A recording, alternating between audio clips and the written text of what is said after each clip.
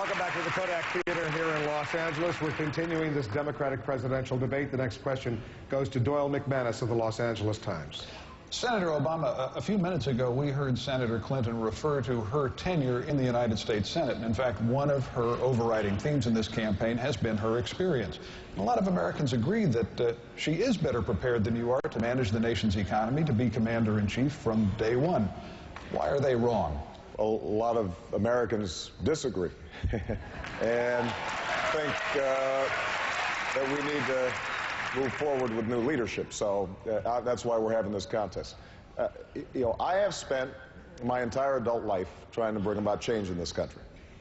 I started off as a community organizer, working on the streets of Chicago, providing job training and after-school programs and economic development for neighborhoods that have been devastated by steel plants that had closed.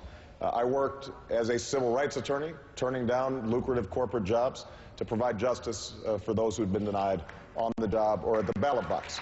I worked as a state legislator for years, providing health care to people who did not have it, reforming a death penalty system that was broken, providing tax relief to those who needed it. And in the United States Senate, I've worked on everything from nuclear proliferation to issues of alternative energy.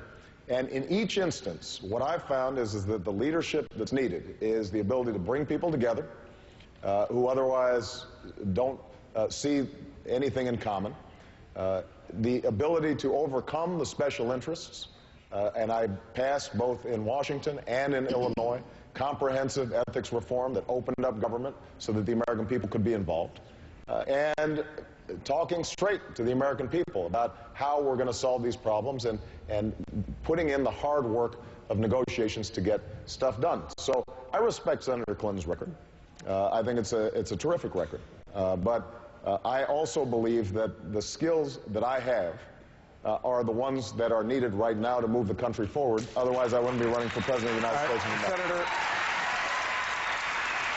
Senator Clinton, you've been a senator only a few more years than Senator Obama's been a senator. What experience as a First Lady qualifies you to be President of the United States? Well, I would go back 35 years, Wolf, because when I first got out of law school, I didn't want to go to work for a law firm. I wanted to go to work for the Children's Defense Fund and to work on behalf of abused and neglected kids and kids with disabilities and kids who didn't have education or health care.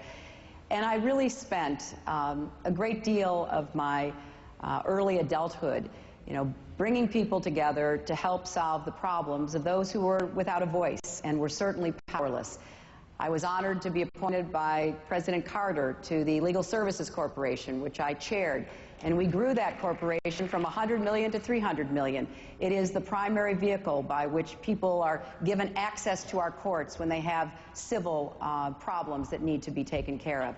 I've run projects that provided aid for prisoners in prisons. I helped to reform the education system in Arkansas and expand rural health care. And I've had a lot of varied experiences, both in the private sector as well as the public and the not-for-profit sector.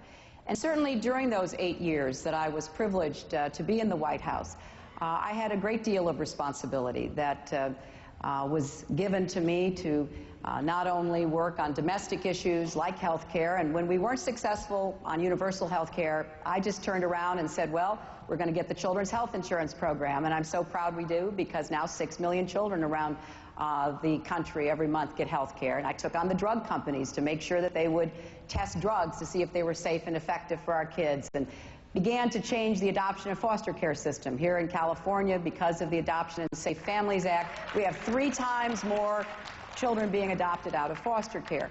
And certainly the work that I was able to do around the world, going to more than 82 countries, negotiating with governments like Macedonia to open their border again, to let Kosovar refugees in, speaking on behalf of women's rights as human rights in Beijing, to send a message across the world that this is critical to who we are as Americans. And to go to the Senate and to begin to work across the party lines with people who honestly never thought they would work with me. But I believe public service is a trust, and I get up every day trying to make change in people's lives. And today we have 20,000 National Guard Reserve members in California who have access to health care because I teamed up with Senator Lindsey Graham of South Carolina to get that done. Really positive change in people's lives in real ways that I am very proud of. Jean Cummings of Politico, go ahead. Well, we've got a question on this that's come in on Politico.com, and it echoes, I think, a message that you all might be fighting up against if Mitt Romney turns out to be your opponent come the fall. We've talked about McCain. Now we have Romney's strengths to address. Now, Howard Meyerson of Pasadena, California, says he views the country as a very large business, and neither one of you have ever run a business. So why should either of you be elected to be CEO of the country? Well, I would, with all due respect, say that the United States government is much more than a business. It is a trust. It is the most complicated organization, but it is not out to make a profit. It is out to help the American people. It is about to stand up for our values and to do what we should at home and around the world to keep faith with who we are as a country. And with all due respect, we have a president who basically ran as the CEO MBA president, and look what we got. I am not too happy about the results.